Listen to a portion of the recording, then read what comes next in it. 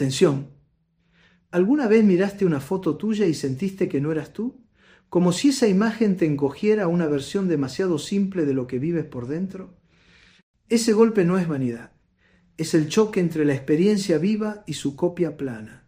Hay quienes perciben que el retrato es un espejo incompleto, incapaz de transmitir una presencia que respira, cambia y se relaciona. La fotografía fija y bidimensional termina funcionando como un filtro que otros consumen, evalúan y archivan en segundos, como si la identidad pudiera guardarse fuera de contexto. Para estas personas, ser reducido a un objeto visual que circula sin su voluntad se siente como una violencia simbólica. No es que detesten ser fotografiadas, comprenden más bien que traducir una vida tridimensional a un archivo estático empobrece. Por eso su resistencia a compartir imágenes es una defensa intuitiva de la irreductibilidad del ser, una negativa a aceptar que su complejidad quepa en un marco que, por naturaleza, simplifica y distorsiona. También pesa el tiempo. La vida fluye mientras la fotografía congela. Detener un instante, arrancarlo del río y fijarlo para siempre perturba a quienes viven con aguda conciencia de su transitoriedad. Una imagen subida hoy puede clavarte en un estado que ya no existe mañana, y lo digital amplifica ese vértigo. Lo que publicas reaparece años después, como un fantasma que persiste ajeno a tus cambios. Para ellas, la foto compartida no es precaución menor, sino señal de que la imagen estática no alcanza a representar una identidad en proceso. A eso se suma una sensibilidad por lo no visual, el timbre de la voz, los matices de una charla, la textura de las palabras, el calor de un abrazo, los olores que despiertan memorias, los sabores que abren emociones. Ahí nace la conexión genuina, en registros que ninguna foto captura. Así, su distancia ante la cultura de la hipervisibilidad no es rechazo al vínculo, sino preferencia por formas de encuentro, que consideran más ricas y completas. Su comportamiento en redes es la manifestación de una ecología sensorial que prioriza dimensiones que lo visual suele marginar. Y sí, hay un pulso político: elegir, no compartir. En un entorno que exige mostrarse, es un pequeño acto de resistencia contra un sistema que mercantiliza la vida, convirtiendo imágenes, experiencias y relaciones en contenido y datos para algoritmos que predicen y moldean conductas en beneficio de las plataformas. Mantener ciertos ámbitos fuera de la exhibición no nace de paranoia ni tecnofobia, sino de comprender las dinámicas económicas y políticas que atraviesan interacciones aparentemente inocentes. También revela una idea concreta de intimidad y vulnerabilidad. En un mundo donde la exposición constante se normaliza y los límites parecen diluirse, estas personas protegen partes de sí como exclusivamente privadas. No se avergüenzan de su apariencia ni temen el juicio ajeno. Intuyen que existe una intimidad que solo florece en lo no expuesto. Saben que la sobreexposición puede obstaculizar lo profundo.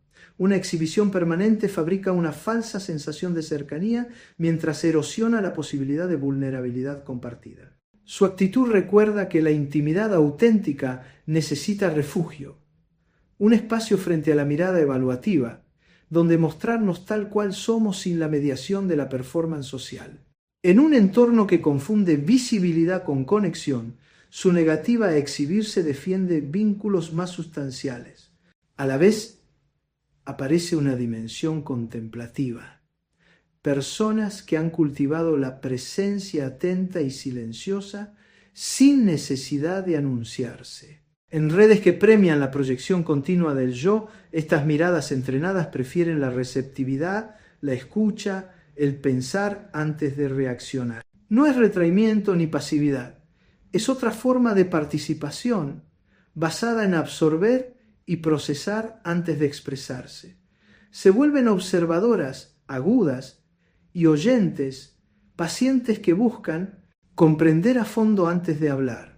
Nos recuerdan que hay presencias que no pasan por lo visual, que la participación valiosa no siempre exige exhibirse y que la receptividad también compromete. Esta manera de habitar el mundo No es antirredes, sino una forma distinta de estar, sostenida por un ritmo interior, que no depende de la confirmación inmediata. Esa misma sensibilidad suele ir de la mano con una relación fértil con la imaginación y con lo invisible.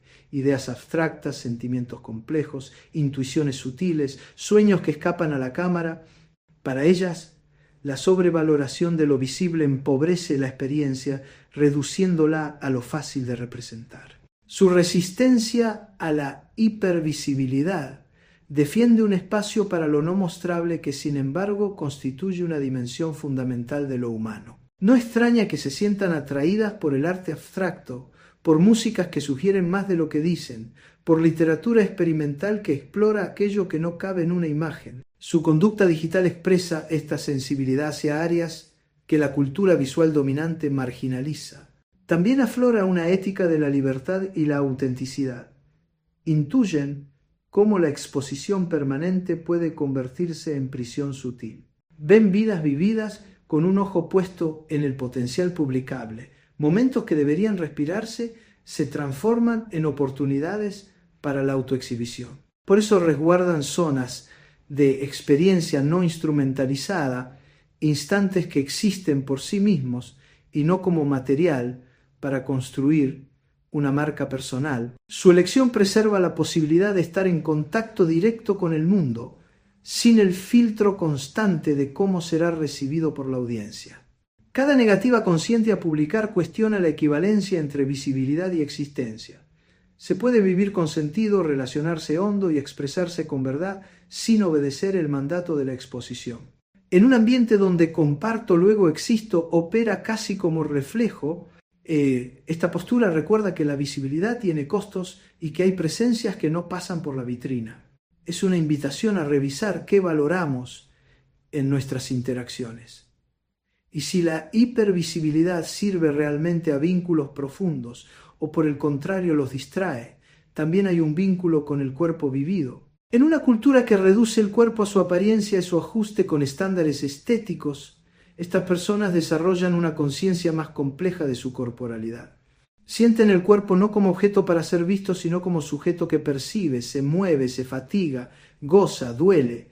Convertirlo en imagen de consumo es empobrecerlo. Su negativa no es rechazo al cuerpo ni vergüenza, es respeto por una experiencia irreductible que ninguna foto logra contener. Nos recuerdan que somos más que lo visible, que hay ámbitos de la vida corpórea que permanecen íntimos y personales. Además, la resistencia se relaciona con etapas vitales y procesos de madurez. Con el tiempo, disminuye la necesidad de validación externa y crece la autovaloración independiente del aplauso. Esa evolución se traduce en menos inclinación a buscar aprobación mediante la exposición constante. No extraña entonces que quienes evitan publicar su imagen exhiban un sentido de identidad más sólido y menos dependiente. Es un proceso sano de individuación. Definirse con estándares internos más que con mediciones ajenas. No niega que el reconocimiento social importe. Propone un equilibrio donde la mirada externa informa pero no determina el propio valor. Al mismo tiempo, ecos culturales antiguos resuenan. La creencia de que la imagen roba algo del alma puede sonar arcaica, pero apunta a una intuición vigente en la era digital. Ser reducido a imagen implica una pérdida de espesor existencial. Proteger ciertas dimensiones de esa captura no es ignorancia tecnológica, sino sabiduría práctica sobre los límites de la representación. La relación con la propia imagen también cambia tras procesos profundos de transformación personal. Quien atravesó reconexiones, sanaciones o hallazgos internos sabe que ninguna foto captura ese trayecto.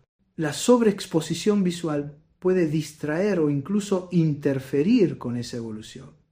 Prefieren ser reconocidas por sus actos, por sus palabras, por la cualidad de su presencia, por la manera en que se relacionan. No rehúyen ser vistas. Buscan formas de visibilidad más fieles a la verdad de lo que han vivido. Nos recuerdan que hay reconocimientos más hondos que la aprobación estética y que muchos de ellos nacen en el encuentro directo. De ahí que sean especialmente sensibles a los efectos psicológicos y relacionales de la tecnología, Observan cómo la lógica de exposición y validación constante promueve comparaciones agotadoras, ansiedad social y dependencia del refuerzo inmediato. A veces lo han visto en sí o en otros. La búsqueda de aprobación mediante imágenes deriva en un hábito que erosiona la autoestima y empobrece los vínculos. Su distancia no es tecnofobia, es autocuidado psicológico. Por eso también tienden a administrar tiempos de pantalla, a crear espacios de desconexión, a preferir el contacto directo cuando es posible. Reconocen que la tecnología ofrece beneficios innegables y a la vez riesgos que requieren gestión consciente. Esta posición no romantiza el pasado. Propone usar las herramientas sin entregarles el timón de la vida afectiva. Elegir cuándo participar y cuándo no se vuelve una competencia crucial, un modo de cuidar la atención, la calma y la calidad de la relación con una misma y con los demás. Hay otro gesto elocuente: no mostrar el rostro. En la tradición filosófica occidental, el rostro ha sido el lugar de la singularidad, de la identidad personal y del llamado ético que nos dirige el otro en su vulnerabilidad, como recuerda Levinas. Rehusarse a exponerlo al circuito de consumo visual propia de las plataformas es preservar esa dimensión. Ética: afirmar que no todo puede devenir objeto para ser juzgado, estetizado y almacenado. El rostro exige un contexto de reciprocidad, un reconocimiento mutuo que la asimetría entre quien mira y quien es mirado en Internet no garantiza. No es rechazo a la conexión, es intuición de que el encuentro verdadero demanda condiciones que la mera visibilidad no asegura. A la vez, conviene recordar que nuestra relación con la imagen está moldeada por fuerzas culturales e históricas. La sobrevaloración de la apariencia, la ecuación entre belleza y valor, la reducción del cuerpo a objeto evaluable, no son destinos naturales, sino construcciones reforzadas por tecnologías visuales cada vez más potentes.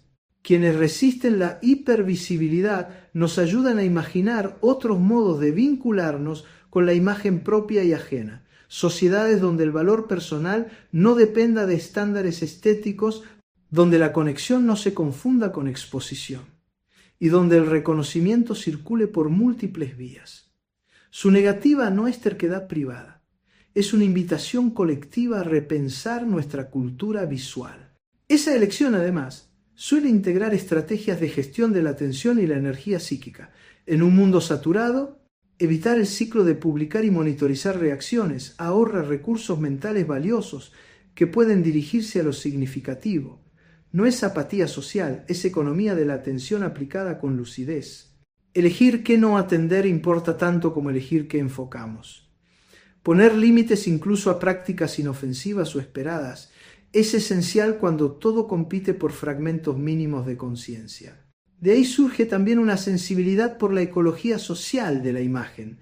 La proliferación de fotos personales ha transformado nuestro entorno visual en un flujo abrumador que embota la apreciación de lo valioso. No contribuir a esa saturación se convierte en un cuidado del bien común atencional. No es elitismo, es intuición de que existen bienes inmateriales como la capacidad colectiva de sostener la atención y el gusto estético que merecen protección. Cada decisión individual sobre qué mostrar y qué reservar afecta la calidad de la experiencia compartida en el ecosistema digital que construimos. Asimismo, resguardan el valor de la ambigüedad en una época que idolatra la transparencia total. Aprecian lo que se revela lentamente capa a capa, en encuentros repetidos. Por eso aman la literatura, el arte, la conversación íntima, formas de relación guiadas por el juego entre lo dicho y lo sugerido. En redes, esa preferencia se traduce en no exponerlo todo de inmediato. También perciben cómo el archivo infinito altera la memoria. Documentarlo todo impide que el pasado pase. El olvido selectivo, lejos de ser fallo, sostiene el cambio y el crecimiento. Resistir la construcción de un inventario eterno de sí mismas protege la posibilidad de evolucionar sin quedar fijadas a versiones antiguas. manteniendo vivo el derecho a recomenzar. Esta postura a menudo incomoda a quienes se mueven con naturalidad en la economía de la visibilidad. La negativa a participar en el intercambio constante de imágenes cuestiona un contrato social no escrito. ¿Y si la exposición permanente no fuera tan valiosa? ¿Y si ciertos aspectos de la experiencia se empobrecen cuando los traducimos a contenido? Esa pregunta descoloca porque refleja dependencias que preferimos no mirar. La resistencia actúa como espejo crítico de nuestra relación con la tecnología y con los demás.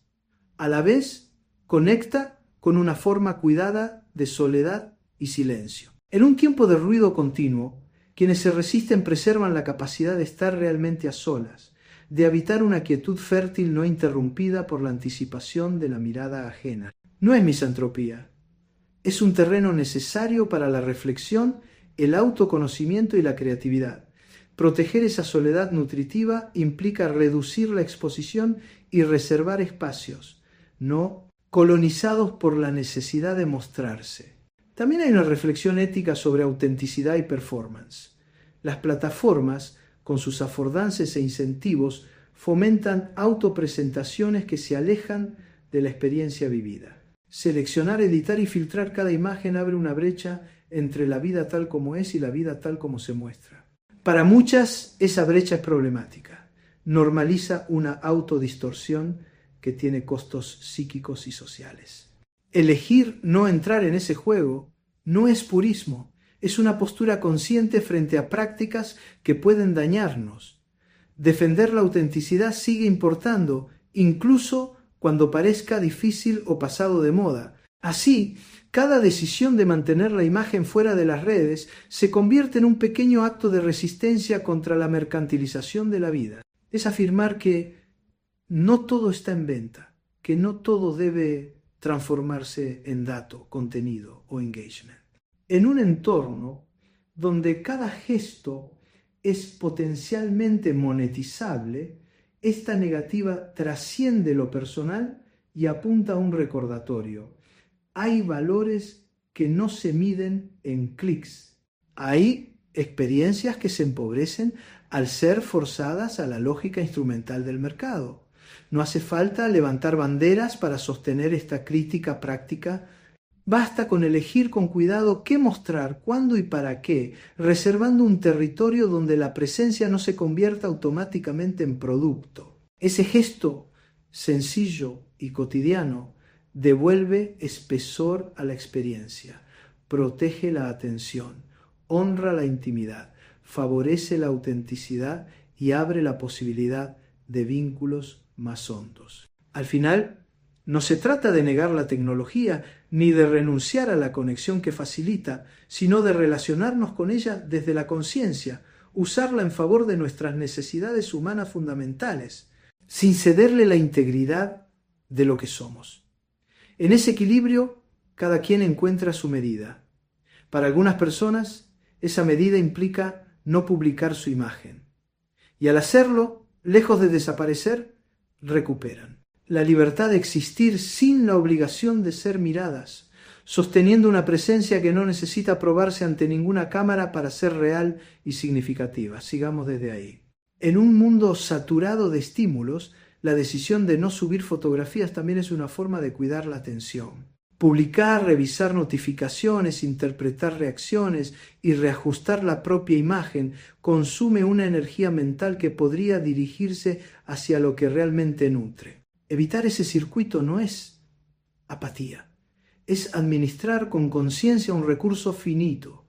Lo que dejamos fuera de foco importa tanto como lo que enfocamos. Poner límites incluso a lo que parece inofensivo o socialmente esperado sostiene la claridad interior y protege la capacidad de concentrarse en aquello que aporta sentido y profundidad a la vida. De esta actitud nace otra sensibilidad, la ecología social de la imagen. La avalancha de retratos personales ha transformado el entorno visual en un flujo espeso donde lo valioso se confunde con lo trivial. Rehusar aportar más de lo mismo puede ser un acto de cuidado colectivo. No se trata de despreciar lo popular, sino de reconocer que existen bienes comunes invisibles, como la atención sostenida y el gusto por lo que merece pausa. Cuando el silencio visual abre espacio, lo significativo resalta y la mirada recupera su profundidad original. Cada imagen no publicada reduce un poco la saturación y mejora la posibilidad de apreciar lo que realmente importa. También hay un aprecio por la ambigüedad bien entendida. En una época que idolatra la transparencia total, algunas personas prefieren lo que se revela a su propio ritmo. No esconden por miedo, protegen aquello que florece lentamente. Valoran los encuentros que se repiten, donde la identidad se descubre por capas, sin atajos. Por eso disfrutan la conversación íntima, la literatura que sugiere más de lo que dice y la música que insinúa sin explicarse del todo. En las redes, esa preferencia se manifiesta en la decisión de no exponerlo todo de inmediato. Dejan que el tiempo haga su trabajo y permiten que la confianza, como una luz, se abra paso con paciencia y naturalidad. La memoria y el olvido también juegan su papel. Documentarlo todo crea un pasado interminable que regresa una y otra vez, condicionando el presente. El olvido selectivo, lejos de ser un defecto, se convierte en una herramienta de crecimiento. Permite soltar versiones antiguas y abrir espacio para lo nuevo. Resistirse a sumar imágenes al archivo infinito es defender la posibilidad de cambiar sin quedar fijados a un instante congelado. No es negar el ayer, es cuidar el mañana y proteger el derecho a recomenzar con ligereza, sin cargar con la cronología completa de cada gesto ni con el peso de cada imagen compartida. Esta postura puede incomodar a quienes se mueven con naturalidad en la economía de la visibilidad. La negativa a participar en el intercambio constante cuestiona un pacto no escrito, la idea de que mostrarse es siempre mejor. Esa duda inquieta porque obliga a revisar hábitos y dependencias. ¿Y si la exposición constante nos distrae de lo esencial? ¿Y si empobrece experiencias que serían más hondas vividas sin testigos? La resistencia actúa como un espejo y devuelve la imagen de lo que hacemos en automático, invitándonos a recuperar intención, medida y sentido en cada elección cotidiana.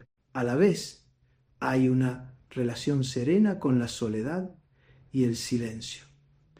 En medio del ruido continuo, estas personas preservan la capacidad de estar a solas sin sentirse incompletas. La quietud les ofrece perspectiva, alimenta la creatividad y aclara la brújula ética.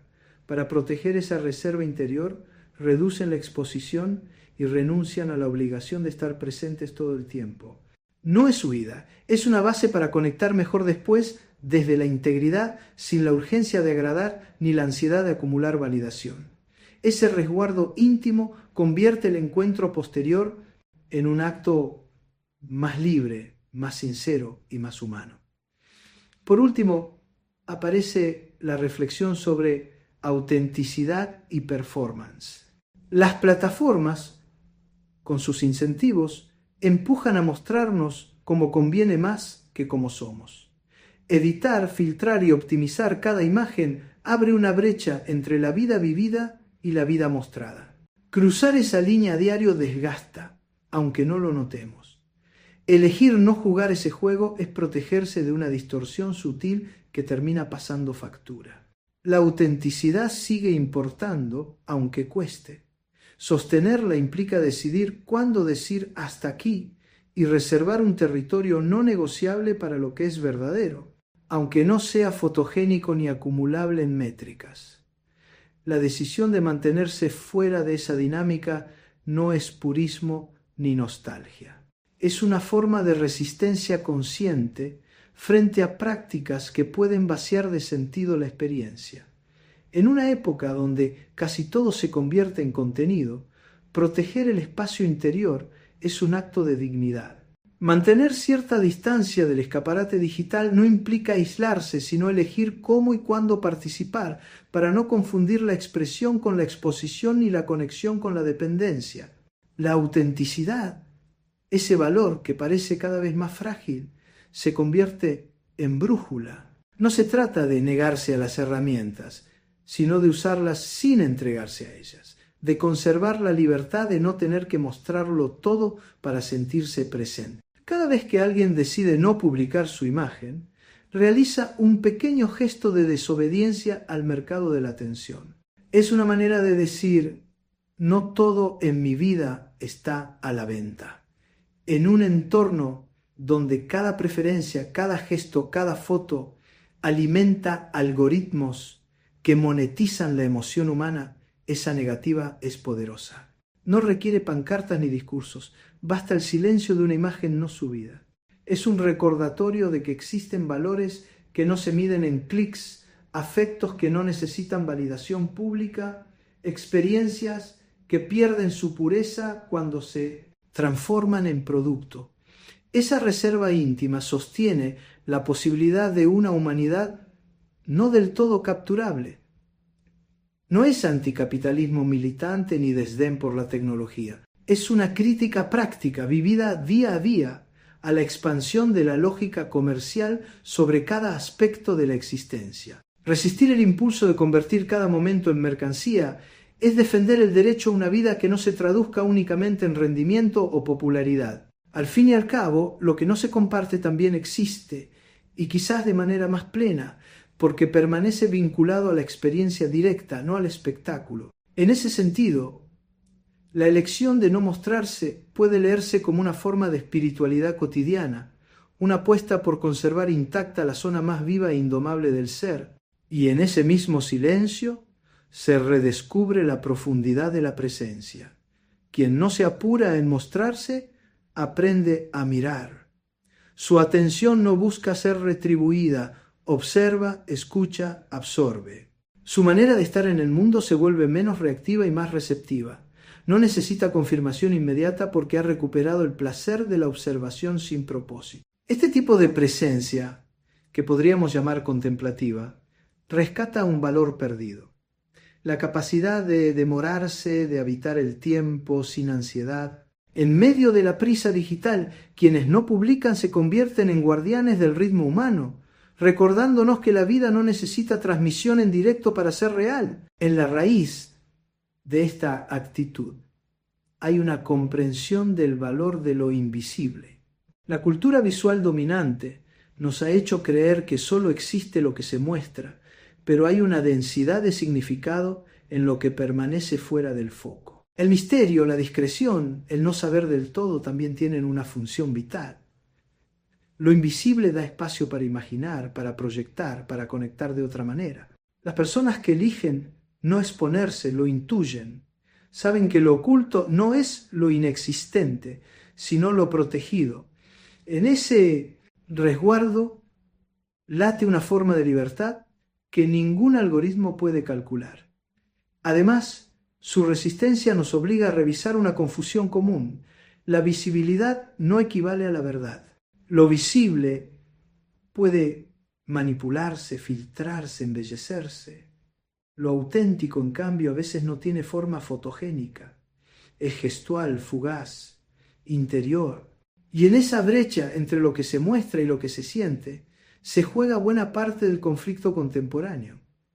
Evitar la sobreexposición puede ser un modo de mantener alineados el rostro y la conciencia, la imagen y el alma. No es ocultamiento, sino coherencia, que lo que se ve de uno no se separe demasiado de lo que uno es. Por eso cuando alguien opta por la reserva no desaparece, sino que reaparece de otro modo. Su presencia no se mide en publicaciones, sino en la calidad de su atención, en la hondura de sus vínculos, en la serenidad de su mirada. Y paradójicamente, esa invisibilidad voluntaria los vuelve más reales. En un entorno saturado de ruido visual, el silencio se vuelve un mensaje, un recordatorio de que seguimos teniendo la opción de no ser mercancía, de existir sin vitrina, de mirar sin ser vistos, de vivir sin el peso de la representación constante. En esa decisión sencilla se esconde una forma de sabiduría que el mundo digital por ahora apenas empieza a comprender.